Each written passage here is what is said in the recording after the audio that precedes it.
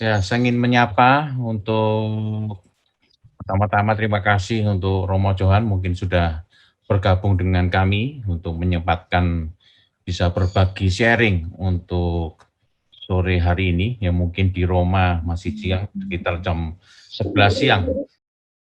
Ya, untuk kami ingin menyapa untuk anggota Persekutuan PDKK Kristus Raja yang baik di Zoom maupun di YouTube.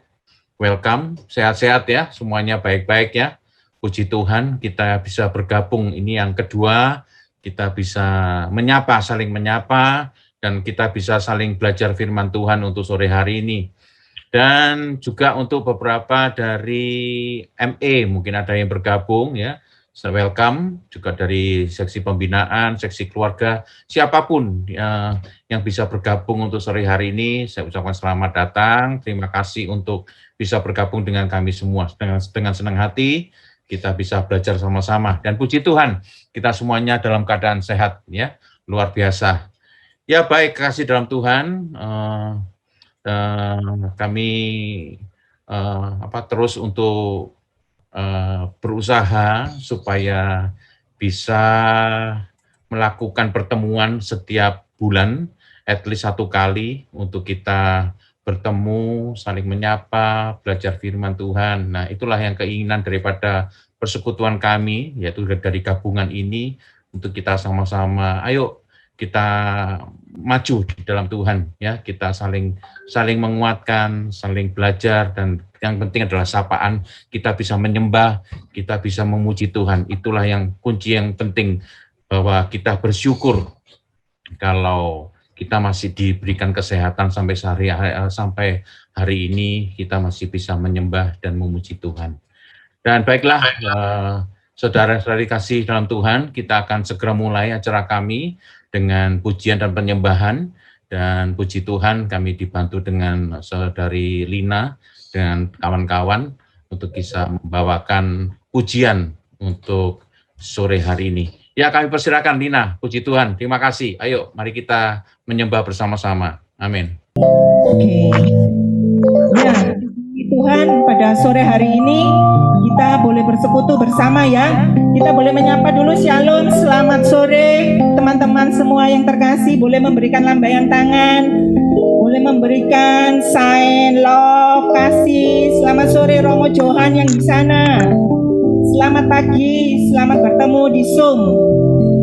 Oke, setiap kita mau merasakan berkat Tuhan. Pada sore hari ini kita diundang oleh Tuhan Yesus sendiri, dan kami percaya Tuhan akan melawat setiap kita pribadi lepas pribadi melalui firman-Nya yang akan disampaikan oleh Romo Johan, ya. Oleh karena itu mari kita mau mengawali dan kita mau membaca hati kita yang masih dalam kebekuan. Biarlah Roh Kudus boleh menyertai membuka setiap hati kita, dan kita datang ke hadirat Tuhan dengan sukacita, dan sungguh hari ini merupakan hari yang penuh sukacita dan penuh berkat. Tidak satu pun yang tidak bernyanyi atau bertepuk tangannya.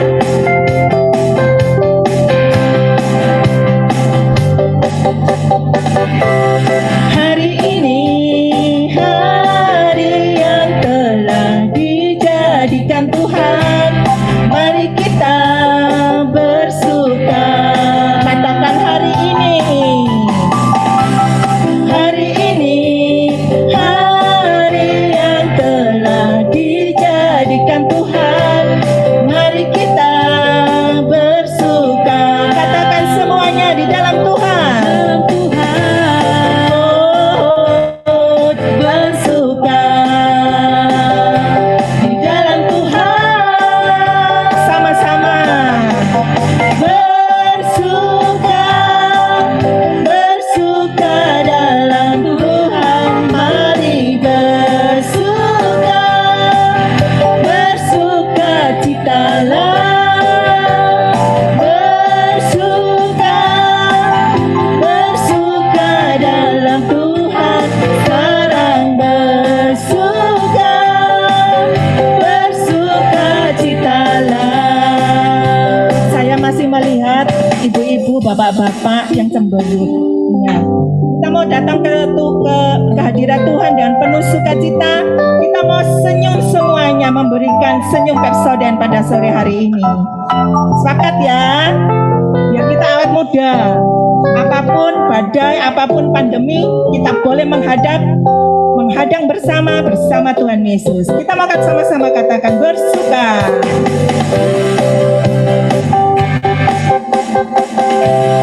Hari ini hari yang telah dijadikan Tuhan, mari kita bersuka. Hari ini hari yang telah dijadikan Tuhan, mari kita bersuka. Semuanya sepakat, katakan dalam Tuhan. Bersuka. Kami mau bersuka Tuhan di dalam Tuhan. Semuanya boleh angkat tangan, katakan bersuka. Bersuka dalam Tuhan, mari bersuka. Bersuka citalah, bersuka. Bersuka dalam Tuhan, sekarang bersuka. Bersuka citalah, bersuka. Bersuka dalam Tuhan, mari bersuka. Bersuka citalah, bersuka. Bersuka dalam Tuhan, mari bersuka. Sekarang bersuka. Sekarang bersuka. Bersuka citalah.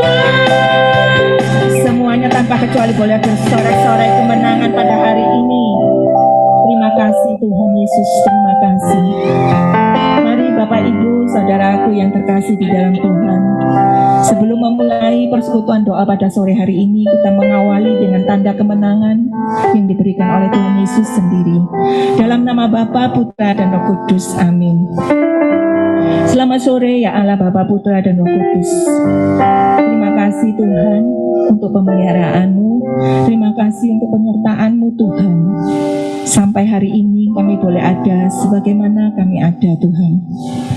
Semua tak lepas dari karena kasih-Mu. Semua karena tak lepas dari anugerah-Mu Tuhan. Oleh karena itu Bapa, pada sore hari ini kami mau memperbarui iman, harapan, dan kasih kami kembali. Di dalam firman-Mu kami boleh berdiri tegap Tuhan. Karena hanya di dalam-Mu kami boleh beroleh keselamatan. Oleh karena itu Tuhan,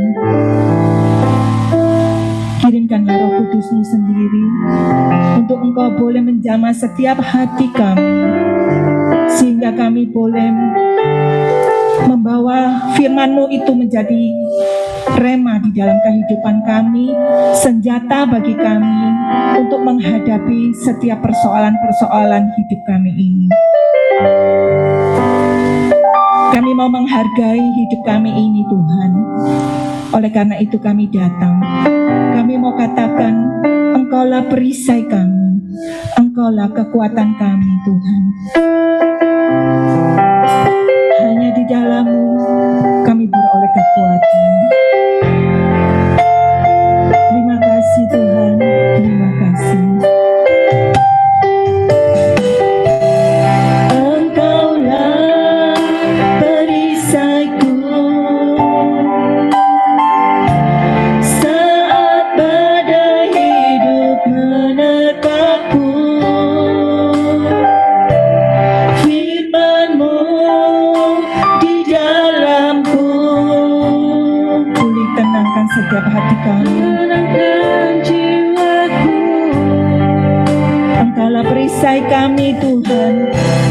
Engkaulah perisaiku saat badai hidup menerpa kami.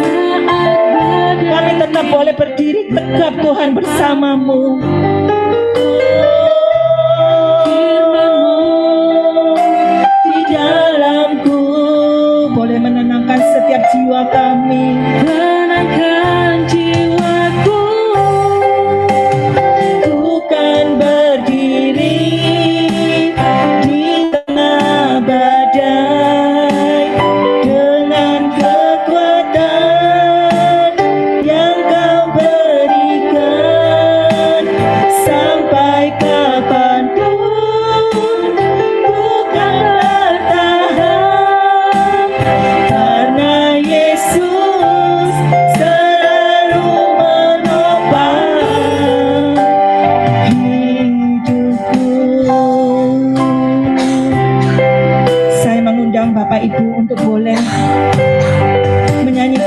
ini dengan hati sendiri. Kita mau menyalami setiap kasih Tuhan. Biarlah dengan lagu ini kita boleh menyenangkan hati Tuhan. Biarlah kami boleh datang ke hadirat Tuhan, membawa setiap rasa syukur, hormat dan penyembahan. Mari kita sama-sama mau menyeramikan lagu ini. Engkaulah perisaiku, Engkaulah perisaiku saat badai hidup menerpa. Saat badai hidup menerpaku, Oh, firman-Mu di dalamku, tenangkan jiwaku, ku kan berdiri di tengah badai dengan kekuatan yang Kau berikan. Sampai kapanpun ku kan bertahan, karena Yesus selalu menopang. Ku kan berdiri oh, di tengah badai dengan kekuatan yang Kau berikan.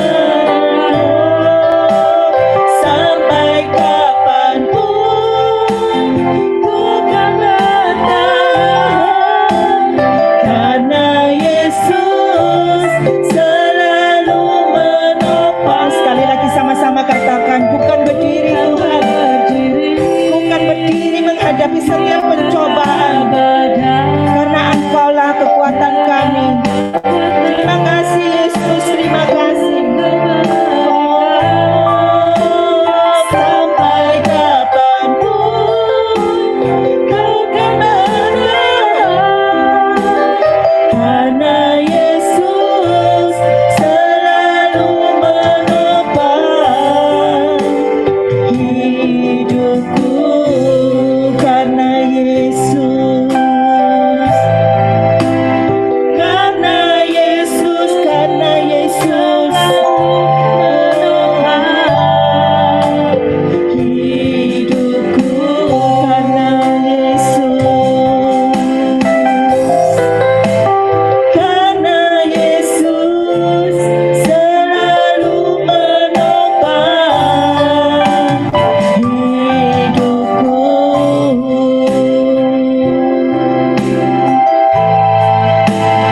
Terima kasih Tuhan untuk kebaikan-Mu. Terima kasih Yesus. Katakan terima kasih kepada Tuhan. Katakan setiap rasa syukur-Mu pada sore hari ini. Karena Kau yang baik. Terima kasih Yesus. Rasakan kasih Tuhan yang menjamah setiap hati kita. Dimanapun ibu-ibu berada, dimanapun saudara-saudaraku yang berada, kami percaya Tuhan menjamah ibu-ibu dan bapak saat ini. Katakan terima kasih dan syukur-Mu pada hari ini. Terima kasih Yesus, terima kasih untuk pengorbanan-Mu. Engkau sungguh baik. Terima kasih, terima kasih Tuhan. Katakan terima kasih. Terima kasih untuk kehidupan. Terima kasih untuk kesehatan.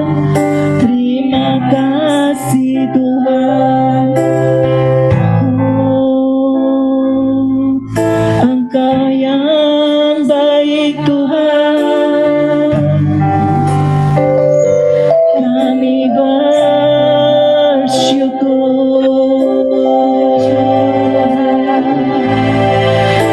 Terima kasih untuk pemeliharaan-Mu hari ini Tuhan. Terima kasih untuk setiap nafas kehidupan yang masih Engkau berikan Tuhan di masa-masa sekarang ini. Terima kasih. Terima kasih untuk keluarga kami. Terima kasih Tuhan. Terima kasih untuk waktu yang berharga juga Tuhan. Terima kasih. Terima kasih Tuhan. Kami datang kepadamu Tuhan. Kami membawa hati kami. Kami membawa rasa syukur dan penyembahan di hadirat-Mu Tuhan. Ini kami Tuhan Yesus. Ini hati kami. Ini pikiran kami Tuhan. Perbarui kami Tuhan. Di dalam masa-masa sekarang ini Tuhan Yesus. Kami tak mampu Tuhan tanpa Engkau. Dan pada hari ini Engkau mengundang sendiri, pribadi lepas pribadi. Kami percaya Tuhan, Engkau telah mengirimkan anak-Mu Romo Johan yang sudah Engkau persiapkan. Engkau persenjatai sendiri dengan senjata-Mu sendiri Tuhan. Dan apa yang akan disampaikannya sungguh boleh menjadi kekuatan bagi kami untuk membawa hari-hari kami ke depan Tuhan. Berbicaralah Tuhan, ini waktu-Mu. Terima kasih. Kemuliaan kepada Bapa dan Putra dan Roh Kudus, seperti pada permulaan, sekarang, selalu, dan sepanjang segala abad. Amin. Dalam nama Bapa, Putra, dan Roh Kudus. Amin. Ya, baik Romo, salam Romo. Terima kasih yang dari jauh bisa menyempatkan untuk sore hari ini untuk berbagi firman di dalam dalam persekutuan doa. Baik, waktu kami persilakan untuk Romo ambil alih semuanya. Terima kasih Romo, puji Tuhan. Ya, silakan. Terima kasih Pak Mul atas waktunya. Sebentar, saya mau share screen dulu. Oke, baik. Baik, selamat sore ya di Indonesia ya. Selamat sore semuanya, karena di sini masih siang, jam 11:30 saat ini di sini. Selamat siang semuanya. Saya harap semuanya sehat-sehat ya. Saya harap semuanya diberkati oleh Tuhan, sehat, tidak kekurangan sesuatu apapun. Tapi itu juga bukan berarti bahwa Anda sekalian yang saat ini mungkin sedang tidak dalam keadaan baik, lantas tidak diberkati Tuhan. Enggak seperti itu juga. Karena saya yakin bahwa Tuhan senantiasa memberkati hidup kita dengan aneka anugerahnya, apapun kondisi hidup kita. Hanya saja aneka berkatnya kan lain-lain ya. Ada yang diberkati dengan kesehatan, ada yang diberkati dengan kelancaran pekerjaan, ada yang diberkati dengan situasi rumah tangga yang baik. Mungkin yang lain diberkati di tempat yang lain, diberkati dengan kekuatan, ketabahan dalam menjalani aneka macam kondisi-kondisi yang mungkin tidak mengenakan. Dan bukankah menghitung berkat itu jauh lebih baik daripada menghitung kemalangan? Menghitung berkat membuat kita kuat, memiliki harapan, dan mengantar kita bersyukur, sementara kalau kita menghitung-hitung saja kemalangan, justru membuat hidup kita menjadi terasa semakin berat. Nah, dengan demikian, saya juga mau berdoa untuk Anda sekalian yang mungkin saat ini sedang tidak dalam kondisi yang baik. Saya berdoa supaya Tuhan menganugerahkan kekuatan dan ketabahan supaya tetap semangat dalam menjalani hidup ini.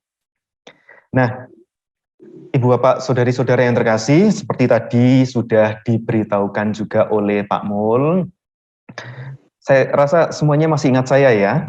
Atau mungkin kalau ada yang lupa, atau mungkin belum pernah mengenal saya, karena saya bukan orang terkenal, seperti Romo Eko Wahyu mungkin, bukan. Maka ya, saya pernah tugas di KR 3 tahun, 2016 sampai 2019. Sempat mendampingi wilayah G, E, M, P, I, A, FX, itu. Nah, itu Ibu Bapak, saudari-saudari yang terkasih, beberapa waktu yang lalu, Pak Mul meminta saya untuk memberi mendalami satu tema bersama, yaitu dari 1 Korintus ayat 15 sampai dengan ayat 58. Itu kalau di background saya itu sudah kelihatan. Background saya, background Pak Mul, background PDKKR tadi juga saya lihat. Itu diambil dari ini, dari teks ini. Karena itu, saudara-saudaraku yang kekasih, berdirilah teguh, jangan goyah, dan giatlah selalu dalam pekerjaan Tuhan. Sebab kamu tahu bahwa dalam persekutuan dengan Tuhan, jerih payahmu tidak sia-sia. Nah, maka Ibu Bapak, saudari-saudara yang terkasih, sebelum kita merenungkan ayat ini, ayat yang sangat luar biasa, dipilih oleh tim kemarin, dan saya ketika merenungkan juga sungguh merasa, iya ini ayat yang sungguh sangat pas untuk membantu kita menimba kembali kekuatan dari Tuhan di masa-masa yang tidak mudah saat ini. Maka sebelum itu semua, saya mau mengajak Anda sekalian untuk hening sejenak, untuk mempersiapkan batin kita sebelum kita mendengarkan sabda Tuhan, dan kemudian juga merenungkan sabda Tuhan ini. Kita ambil waktu tenang sejenak.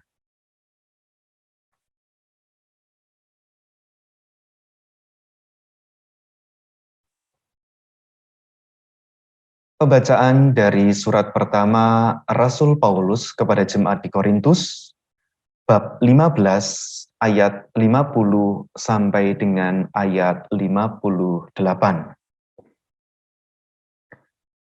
Saudara-saudara, inilah yang hendak kukatakan kepadamu, yaitu bahwa daging dan darah tidak mendapat bagian dalam kerajaan Allah, dan bahwa yang binasa tidak mendapat bagian dalam apa yang tidak binasa.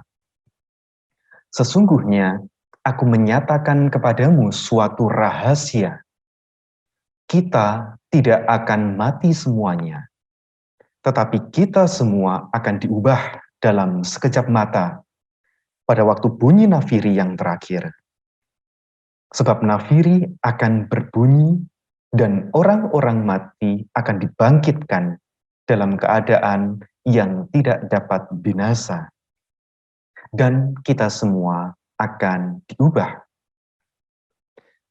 Karena yang dapat binasa ini harus mengenakan yang tidak dapat binasa. Dan yang dapat mati ini harus mengenakan yang tidak dapat mati. Dan sesudah yang dapat binasa ini mengenakan yang tidak dapat binasa, dan yang dapat mati ini mengenakan yang tidak dapat mati, maka akan genaplah firman Tuhan yang tertulis. Maut telah ditelan dalam kemenangan. Hai maut, di manakah kemenanganmu? Hai maut, di manakah sengatmu?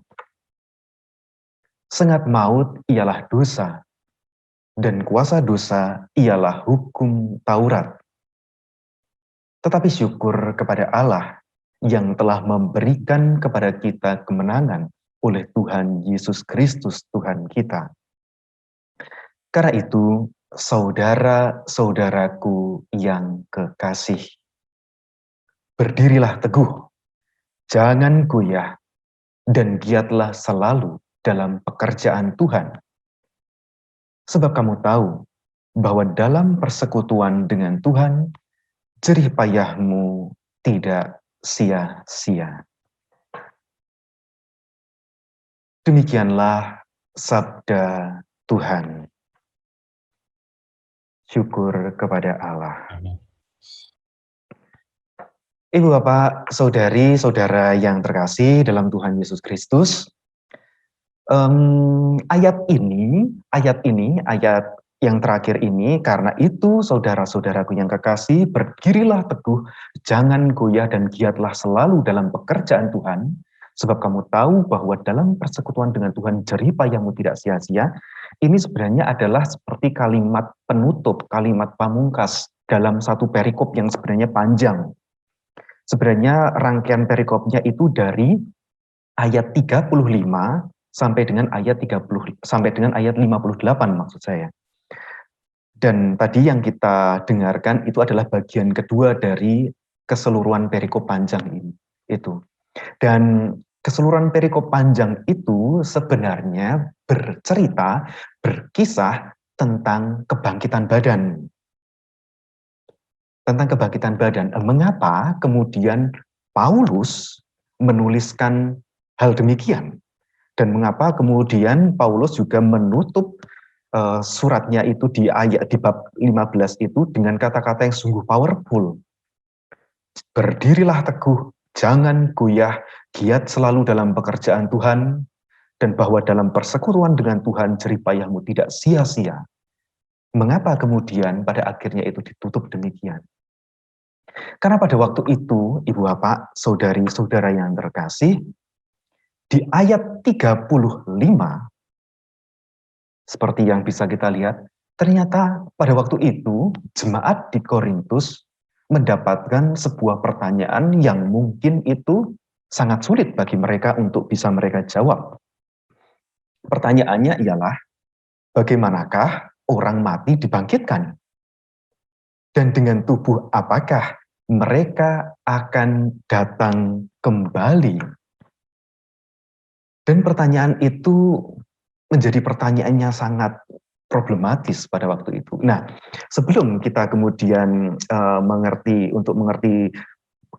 betapa powerfulnya kata-kata Paulus yang tadi dikatakan, berdirilah teguh, jangan goyah, giatlah selalu dalam pekerjaan Tuhan, dan lain sebagainya tadi, kita perlu kemudian tahu sebenarnya mengapa, dalam konteks apa kalimat ini itu diberikan kepada Paulus, dan kemudian pada akhirnya sebenarnya pengalaman rohani macam apa yang dialami oleh jemaat di Korintus sehingga kita dapat belajar dari pengalaman rohani jemaat di Korintus pada waktu itu. Nah, Ibu Bapak, saudari-saudari yang terkasih, sebenarnya Korintus itu seperti apa sih? Di mana sih Korintus itu? Nah, ini petanya Korintus. Korintus ini di sini yang saya tunjukkan dengan kursor ini, Korint. Itu ada di sini, di daerah Yunani, katakanlah demikian, sangat dekat dengan Athena, dan kota ini juga dekat dengan Italia di utaranya, dan di bagian selatan daerah sini itu sudah Asia dan lain sebagainya. Nah, Ibu Bapak, saudari-saudari yang terkasih, kota ini, lihat di sini, itu sangat strategis, bukan? Sangat strategis. Mengapa? Karena kota ini itu, kalau istilahnya kalau istilahnya itu, ini adalah choking point, karena di atas ini ada kemudian nanti ada pelabuhan, di selatan sini juga ada pelabuhan yang menghubungkan ke selatan, yang ini menghubungkan ke utara sini. Nah, selain itu, ini juga seperti jembatan yang menghubungkan dua daerah besar, di daerah Tesalonika Filipi dan di daerah yang di selatan ini. Sehingga Korintus itu adalah kota yang sungguh sangat penting, sangat ramai. Kota dengan dua pelabuhan dan dengan sendirinya menjadi kota yang sangat ramai, bukan? Kalau kita lihat di Indonesia juga, Jakarta, Surabaya, Semarang, Batam, itu kota-kota yang sangat ramai. Dulunya itu kan kota-kota pelabuhan dan sampai sekarang pun juga masih. Dan justru kota-kota itulah yang menjadi kota-kota yang bisa dikatakan metropolitan di Indonesia. Kota-kota pelabuhan itu menjadi kota-kota yang ramai. Tadi seperti kita lihat di utara menghubungkan juga dengan Roma, dan ingat pada waktu itu masih dalam dominasi Romawi, sehingga dulu konon katanya ada begitu banyak budak dari Roma yang kemudian dibawa ke Korintus, sehingga singkat kata selain ini adalah kota perdagangan, kota yang sangat ramai, tapi ini juga kota yang sangat beragam. Banyak orang dari suku bangsa, baik Yahudi, ada beberapa orang Yahudi di sana, Yunani dengan sendirinya, orang-orang Yunani yang ada di sana, dan orang Romawi juga ada di sana. Sehingga juga ada berbagai macam budaya, ada berbagai macam cara berpikir. Juga ada banyak pengaruh agama-agama. Selain kekristenan awal, ada agama lokal Yunani juga, ada juga Mesir, agama-agama dari Mesir, dan juga beberapa agama dari Asia, katakanlah demikian pada waktu itu. Dan itulah kondisi yang ada di jemaat di Korintus, yang sangat beragam. Bukan hanya sisi sosial, tapi juga sisi ekonomi. Jurang kaya dan miskin juga sangat jauh. Nah, dengan demikian di situ menyimpan berbagai macam persoalan, kesenjangan kaya miskin seperti yang sudah saya sebutkan, penyembahan berhala, dan juga moralitas yang buruk. Banyak literatur yang menyatakan bahwa ada persoalan yang cukup banyak mengenai percabulan di daerah Korintus itu. Nah, itu persoalan di sosial. Belum lagi di dalam lingkup gereja pun pada waktu itu juga ada banyak persoalan. Selain kesenjangan kaya dan miskin, juga kesenjangan juga budaya pada waktu itu. Beberapa orang Yahudi dan orang Yunani, mereka beradu pendapat soal budaya-budaya mereka, terus bagaimana kemudian sebagai orang Kristen, katakanlah demikian pada waktu itu, Kristianitas awal-awal itu menanggapinya. Dan ada gesekan-gesekan seperti itu, dan belum lagi juga Santo Paulus pada waktu itu juga memiliki konflik dengan beberapa pemimpin jemaat lokal di Korintus pada waktu itu. Dan itulah gambaran sebenarnya kondisi gereja di Korintus pada waktu Rasul Paulus menuliskan suratnya yang pertama ini. Dan salah satu persoalan yang ditanggapi oleh Paulus dalam surat itu ialah pertanyaan mengenai hal ini, yaitu kebangkitan badan. Tetapi mungkin ada orang yang bertanya, bagaimanakah orang mati dibangkitkan? Dan dengan tubuh apa mereka akan datang kembali? Jadi pada waktu itu ada persoalan semacam ini yang hendak ditanggapi, yang juga sedang dialami oleh jemaat di Korintus. Lantas, Ibu Bapak Saudari-saudara yang terkasih, bagaimana cara Paulus pada waktu itu menjawab pertanyaan ini?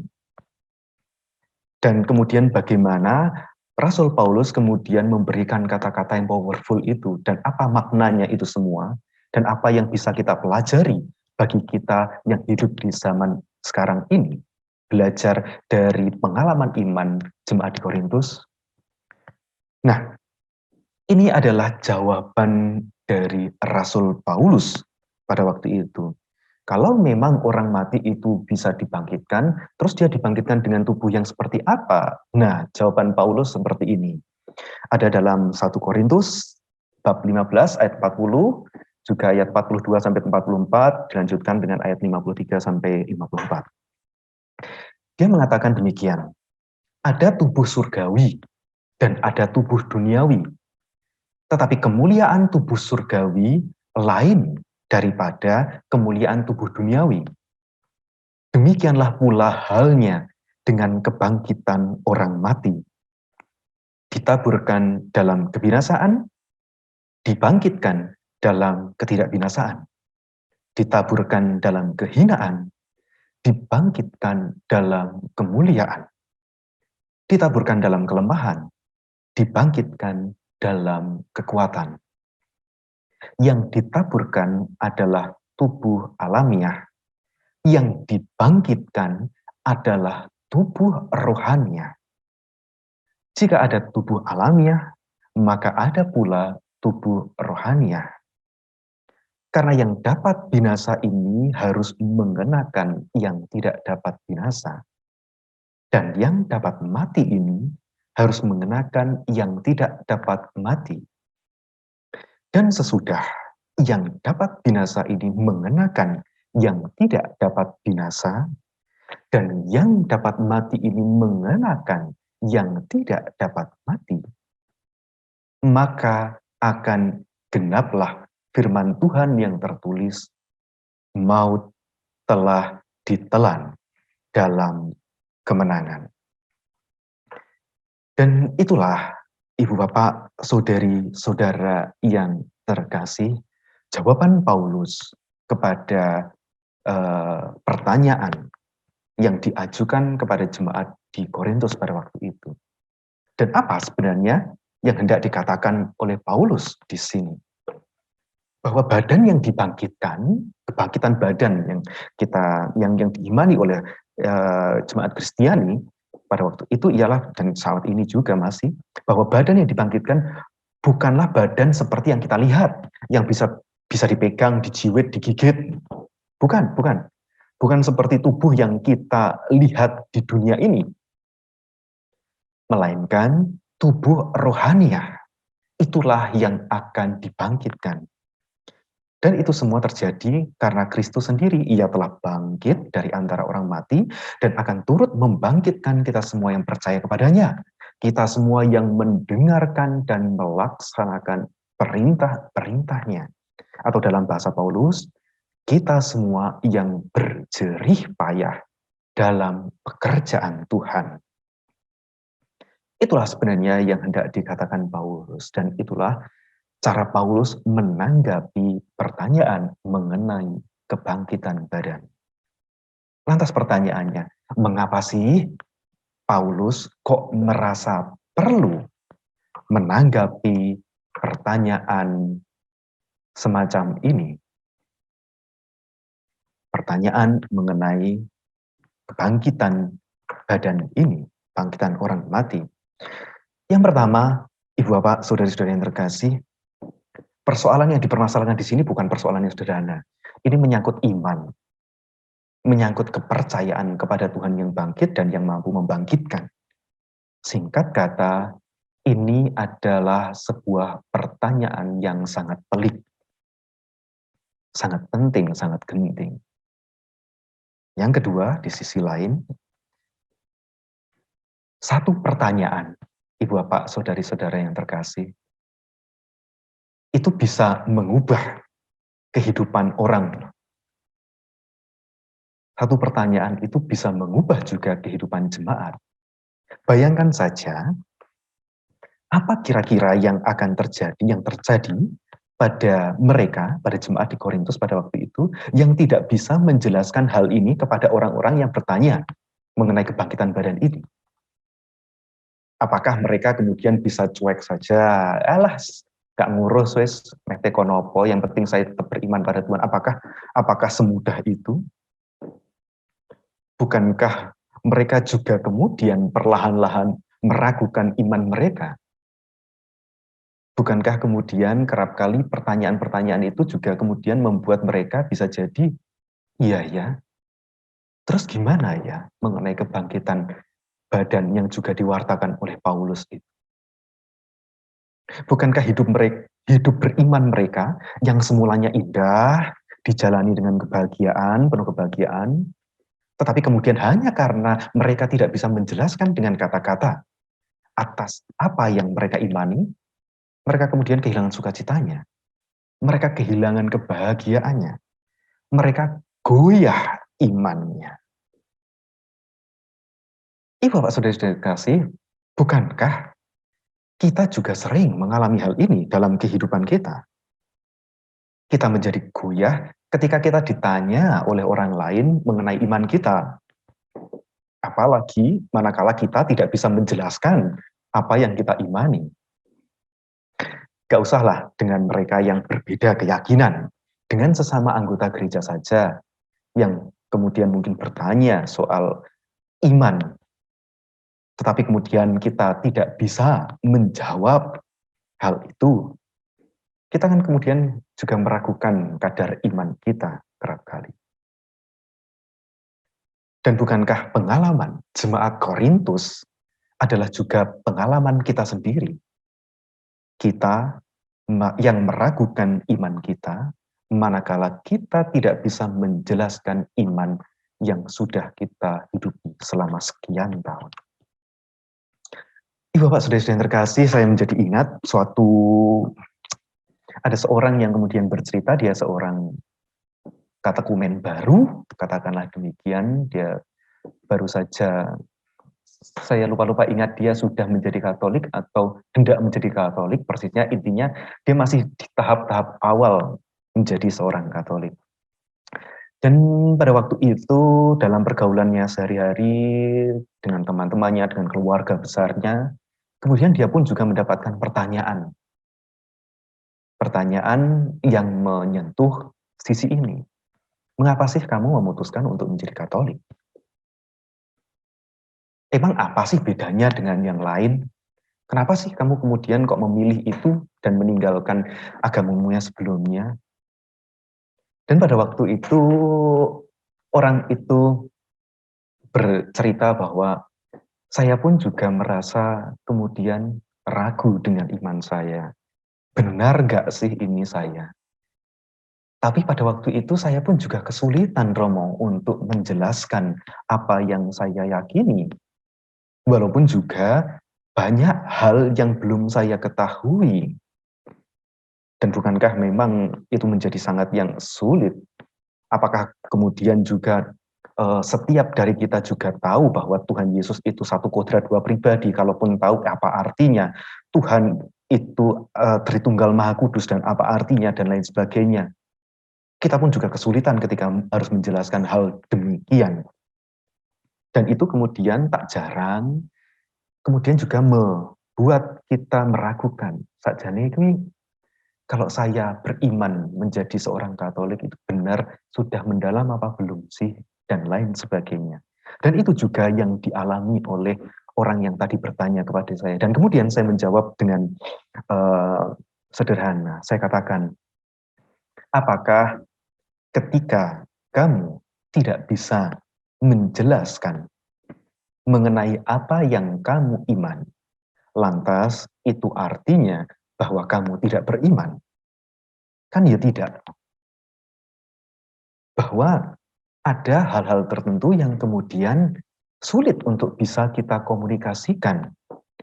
Karena aneka macam keterbatasan bahasa yang kita miliki. Dan di sini, Ibu Bapak, Saudara-saudari yang terkasih, saya tidak mengatakan bahwa sebagai seorang beriman, terutama sebagai seorang Katolik, itu tidak perlu mempertanggungjawabkan iman. Tidak. Setiap orang Katolik itu perlu mempertanggungjawabkan imannya. Tapi mempertanggungjawabkan iman, itu kan tidak selalu dengan mengkomunikasikan iman dengan kata-kata. Tidak setiap dari kita itu memiliki kemampuan yang baik dalam merangkai kata, sehingga apa yang kita pikirkan, kita rasakan, kita alami, perjumpaan kita bersama Tuhan bisa kita uraikan dengan kata-kata yang tepat. Kan tidak setiap dari kita bisa seperti itu. Pertanggungjawaban iman itu pertama-tama adalah kepada Tuhan. Dan ketika orang bisa mempertanggungjawabkan imannya kepada Tuhan, nantinya itu akan tercermin dalam kehidupan nyatanya, dalam kesaksian hidup, dan lain sebagainya. Dan disitulah kemudian kadar iman seseorang menjadi terlihat nyata. Namun kembali lagi, Ibu Bapak, Saudara-saudari yang terkasih, bahwa pertanyaan itu pun juga bisa menggoyahkan seseorang. Belum lagi kalau kita kemudian sudah menjelaskan nih, dan menjelaskan ternyata orang yang kita jelaskan itu tidak paham. Terus kemudian dikira sebenarnya kita yang nggak paham dengan apa yang kita imani. Dan kita pun juga merasa bahwa, duh kok begini ya. Dan bukankah itu juga yang terjadi pada Paulus ketika dia mewartakan kebangkitan badan di Athena.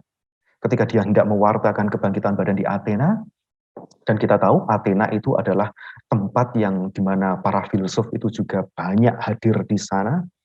Dan kemudian pada waktu itu ketika dia mengatakan mau mewartakan tentang kebangkitan badan, orang-orang di Athena hanya mengatakan, Paulus, lain kali saja kami mendengar perkataanmu mengenai hal ini. Dan apakah kemudian ketika Paulus pada waktu itu tidak bisa mengkomunikasikan dengan match, dengan dengan sesuai dengan apa yang cara berpikir orang Yunani pada waktu itu, apakah kemudian membuat Paulus tidak beriman? Kan juga tidak.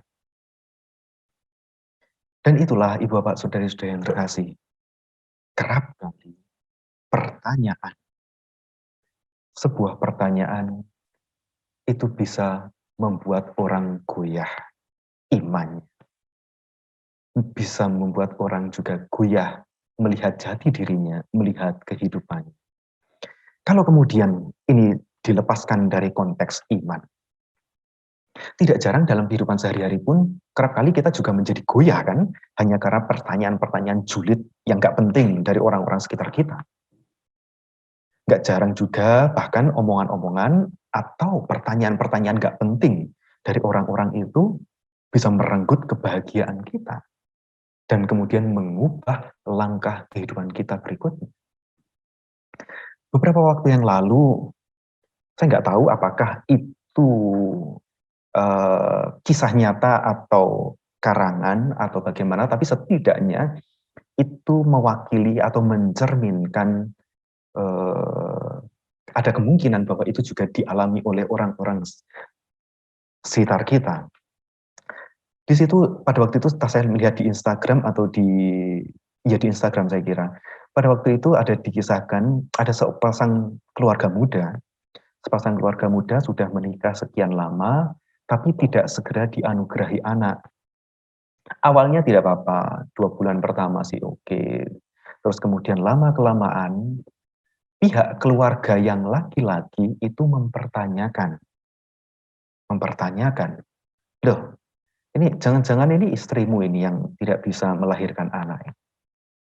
Nah, ternyata perkataan itu kemudian diulang-ulang terus oleh keluarga besar si laki-laki, dan itu kemudian mempengaruhi si laki-laki dan hendak menceraikan sang istri.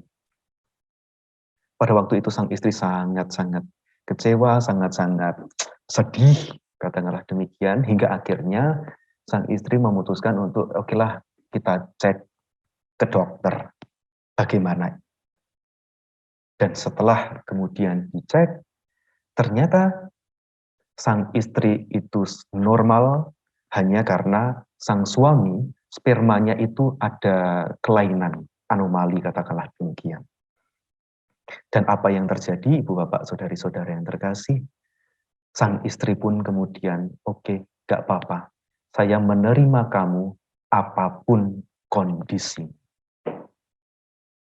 Tapi lihat Ibu Bapak Saudara-saudara yang terkasih, bagaimana sebuah pertanyaan itu bisa mengguncang kehidupan seseorang ketika orang tidak bisa menemukan jawaban yang tepat. Belum lagi juga banyak kan bagaimana pertanyaan-pertanyaan keluarga besar yang ingin mencampuri keluarga dari keluarganya yang lain, misalkan menanyai soal pekerjaannya, soal gajinya dan lain sebagainya. Dan itu kemudian membuat keluarga yang sebelumnya harmonis bisa kemudian menjadi retak. Juga pertanyaan kapan menikah, itu juga kemudian kerap kali juga bisa merenggut kebahagiaan seseorang. Singkat kata, Ibu Bapak Saudari-saudari yang terkasih, sebuah pertanyaan. Kadang-kadang pertanyaan yang juga justru julid, yang kerap kali nggak penting sama sekali, itu bisa membawa dampak yang luar biasa bagi kehidupan kita, juga kehidupan rumah tangga kita. Dan tak jarang, kebahagiaan dari seseorang direnggut begitu saja oleh aneka pertanyaan yang mungkin bisa jadi iseng dari orang lain. Nah, dari sini Ibu Bapak Saudari-saudari yang terkasih, kita menjadi tahu betapa pentingnya, betapa pertanyaan itu bisa memberikan dampak yang sedemikian luar biasa, betapa pertanyaan yang tadi diajukan kepada jemaat di Korintus itu bisa membawa dampak yang luar biasa pada jemaat di Korintus. Karena itulah Paulus merasa perlu menjawab pertanyaan tersebut. Dan pertanyaan mengenai kebangkitan badan kemudian dijawab oleh Paulus dengan sangat indah. Bukan badan fana ini yang dibangkitkan, melainkan badan rohani kitalah yang dibangkitkan. Dan jawaban tersebut menguatkan iman mereka kembali. Dan dari sini, Ibu Bapak, Saudari, Saudara yang terkasih, kita bisa menjadi memahami dengan baik pesan yang begitu penting ini kepada jemaat di Korintus kala itu. Nah, dan pesan ini kemudian ditutup oleh Paulus dengan kata-kata yang sungguh sangat indah. Kata-kata yang luar biasa powerful. Karena itu, saudara-saudaraku yang kekasih, berdirilah teguh. Jangan goyah. Dan giatlah selalu dalam pekerjaan Tuhan. Sebab kamu tahu bahwa dalam persekutuan dengan Tuhan, jerih payahmu tidak sia-sia. Seakan-akan pada waktu itu Paulus hendak berkata, tetaplah setia saudara-saudaraku yang ada di Korintus. Tetaplah setia dalam mewartakan kebaikan Tuhan. Tetaplah menjadi orang baik. Jangan pernah berubah imanmu hanya karena pertanyaan yang demikian.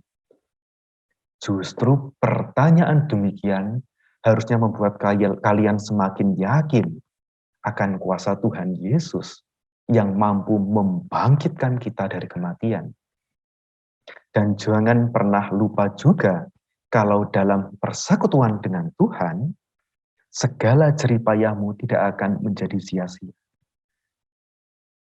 Ketika Ibu Bapak Saudari-saudara yang terkasih, orang dalam keraguan imannya, kemudian mendapatkan jawaban akan imannya. Dan lebih dari itu kemudian mendapatkan penghiburan terhadap keraguan itu. Betapa luar biasa sukacita yang dia alami, bukan? Bukankah kerap kali hal ini juga kita alami ketika kita sedang mengalami masa-masa krisis dalam kehidupan kita? Kita memiliki aneka pertanyaan-pertanyaan hidup dalam kehidupan ini, karena aneka macam kesulitan-kesulitan yang kita hadapi, dan kemudian kita menemukan jawaban itu, dan lebih dari itu, kita mendapatkan penghiburan atas pengalaman yang berat itu. Bukankah sukacita itu kita rasakan sedemikian besar?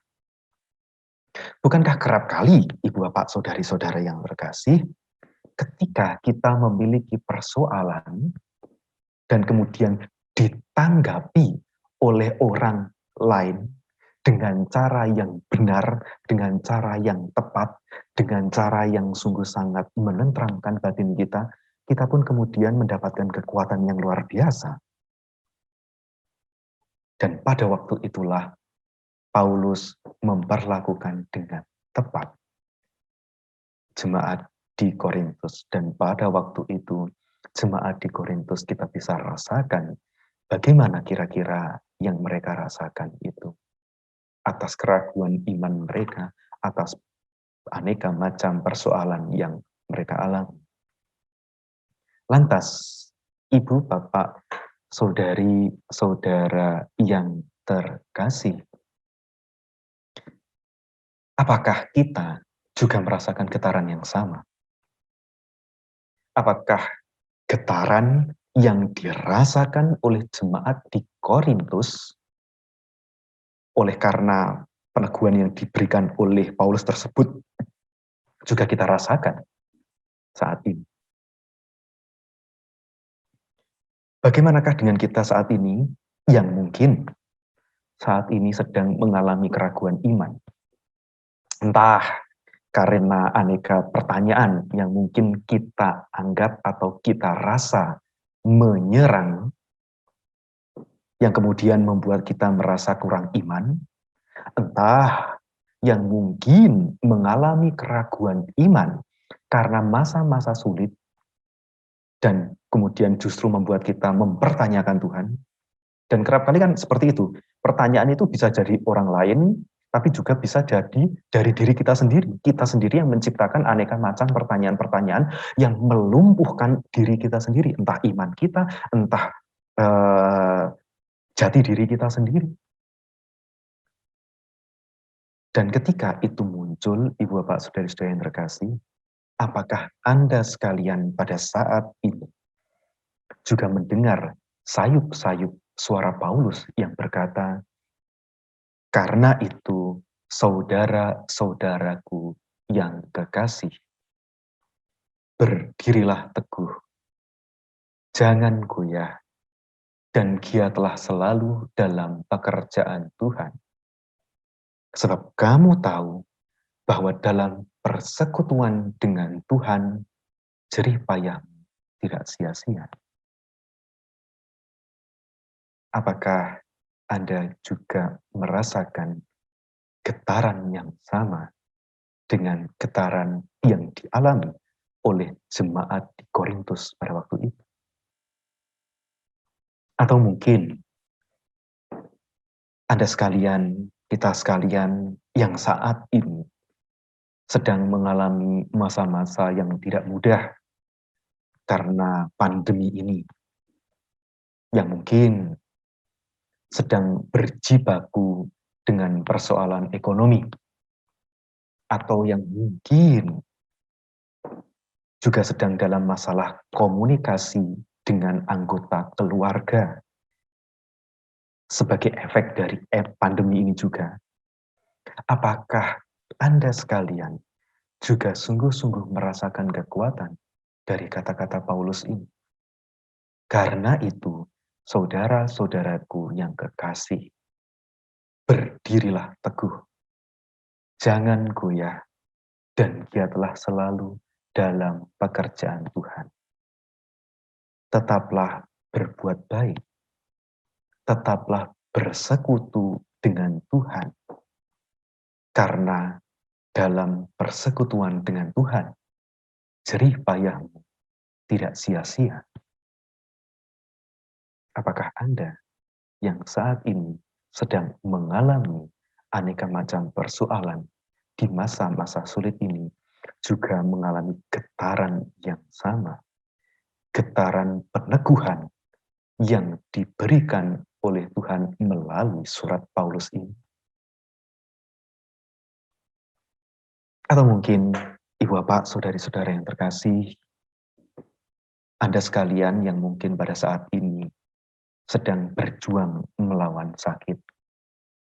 Entah itu sakit yang ringan, entah itu sakit yang berat, semuanya tetap tidak mengenakan. Cantengan pun itu juga tidak enak. Ya. Tapi, Ibu Bapak, saudari-saudara yang terkasih, apakah kita yang sedang berjuang dengan sakit ini, entah yang ringan, entah yang berat, juga mendengar sayup-sayup kata-kata Paulus yang berbisik di telinga kita dan berkata, "Karena itu, saudara-saudaraku yang kekasih, berdirilah teguh, jangan goyah." Mungkin ada masa di mana engkau mempertanyakan di mana Tuhanmu, tapi tetaplah teguh, janganlah goyah, dan tetaplah menjadi orang baik. Tetaplah giat selalu dalam pekerjaan Tuhan. Sebab kamu tahu bahwa dalam persekutuan dengan Tuhan, jerih payahmu tidak sia-sia. Apakah Anda sekalian yang saat ini sedang dalam kondisi tidak sehat juga mendapatkan peneguhan dari kata-kata Paulus ini? Ibu Bapak, saudari-saudara yang terkasih, saya hanya bisa berdoa agar kita sekalian sungguh turut mendengarkan bisikan hangat Tuhan ini yang melalui kata-kata Paulus yang begitu luar biasa. Dalam nama Bapa dan Putra dan Roh Kudus. Amin. Allah Bapa yang bertahta dalam kerajaan surga. Kami mengucap syukur atas sabda yang boleh kami renungkan bersama ini. Kiranya kami pun semakin mengimani Engkau, Allah yang membangkitkan kami. Semoga kami pun semakin mampu berdiri dengan teguh dan tak tergoyahkan, serta senantiasa giat dalam melaksanakan kehendak-Mu. Namun ya Bapa, itu semua tidak mungkin dapat kami lakukan sendiri tanpa kuasa-Mu. Karena itu, curahkanlah Roh Kudus-Mu atas kami, sehingga kami mampu berdiri tegak dan senantiasa dengan giat melaksanakan kehendak-Mu. Semua permohonan dan ucapan syukur ini kami haturkan kepadamu dengan pengantaraan Kristus Tuhan kami. Dalam Bapa, Putra, dan Roh Kudus. Amin. Ya, oke, baik. Bentar Lina. Baik Romo, terima kasih untuk firman-Nya.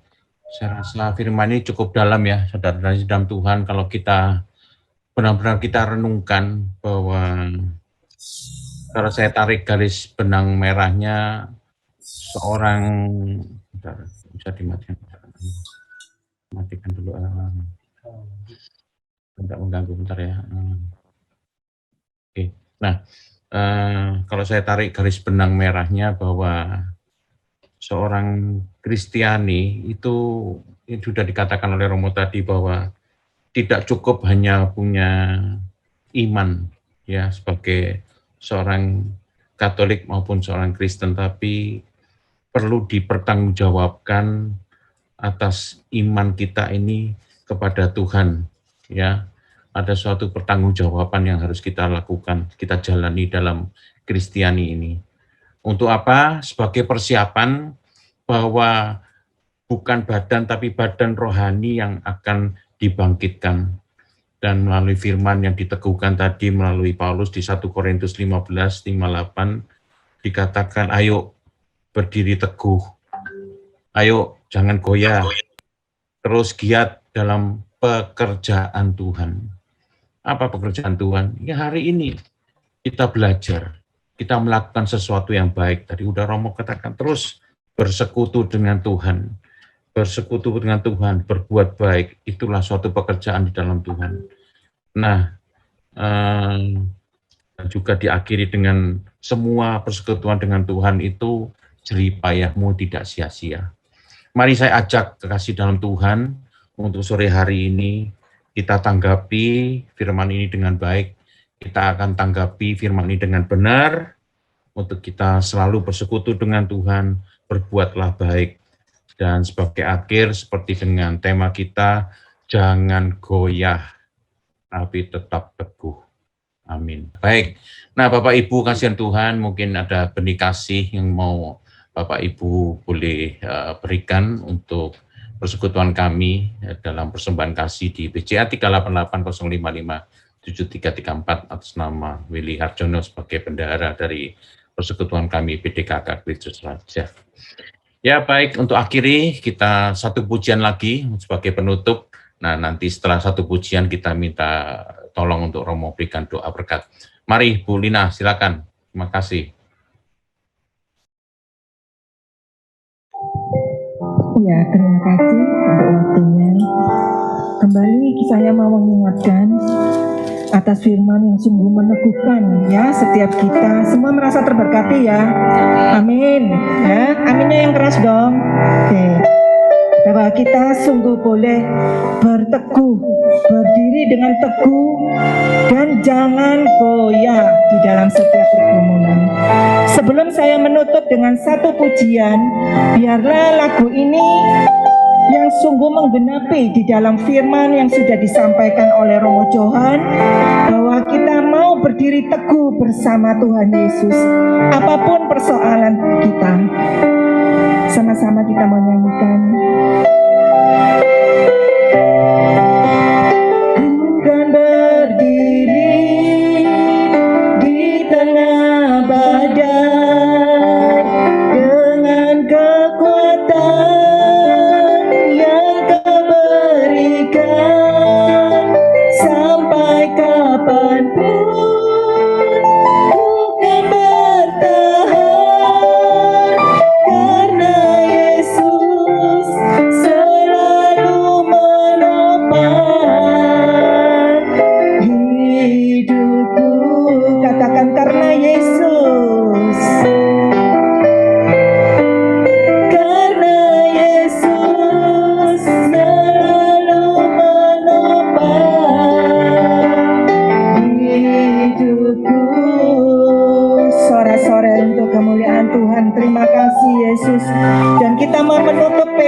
dengan lagu satu pujian.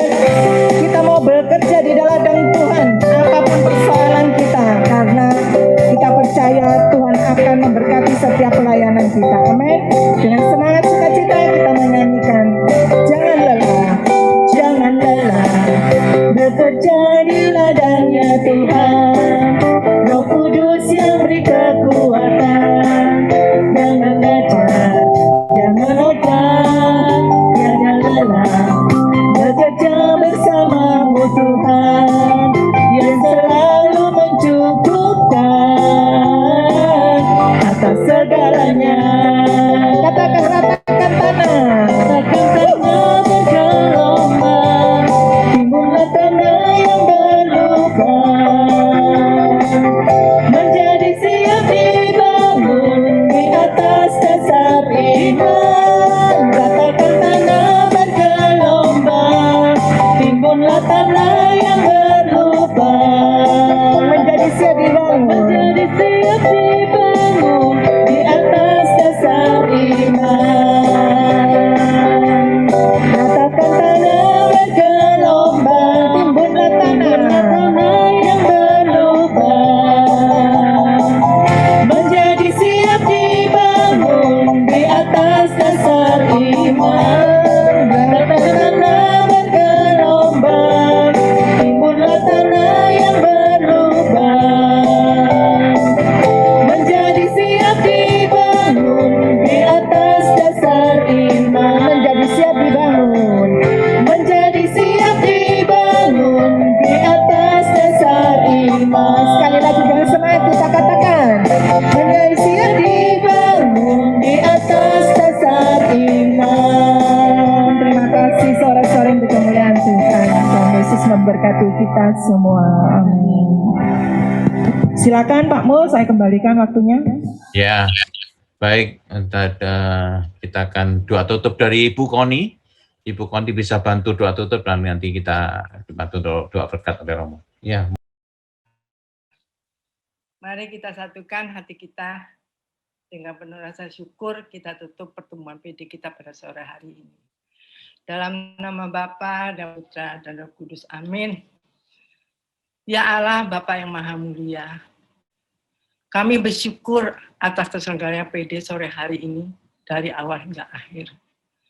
Engkau menguatkan iman kami lewat firman-Mu yang dibawakan oleh anak-Mu Romo Johan tentang kebangkitan badan. Ya Allah, semoga kami bukan hanya sebagai pendengar, tapi juga sebagai pelaku daripada firman-Mu. Tetapkan langkah kami, jangan pernah goyah, tetap teguh. Walaupun di tengah gelombang badai apapun, yakinkan kami bahwa Engkau selalu ada bersama kami. Engkau tak pernah meninggalkan kami. Terima kasih Tuhan Yesus. Ya Bapak, berkatilah Romo Johan sebagai pewarta firman-Mu sore hari ini. Berkati kesehatannya, pelayanannya, juga studinya, agar sudah selesai bisa kembali ke tanah air. Terima kasih Tuhan, berkati juga kami semua yang hadir mengikuti Zoom maupun YouTube bersama. Semoga kita sekalian, segala usaha-usaha kita, segala perjuangan kita, juga seluruh keluarga kita senantiasa dilindungi, dibimbing dan diberkati oleh Allah yang Maha Kuasa, Bapa dan Putra dan Roh Kudus. Amin.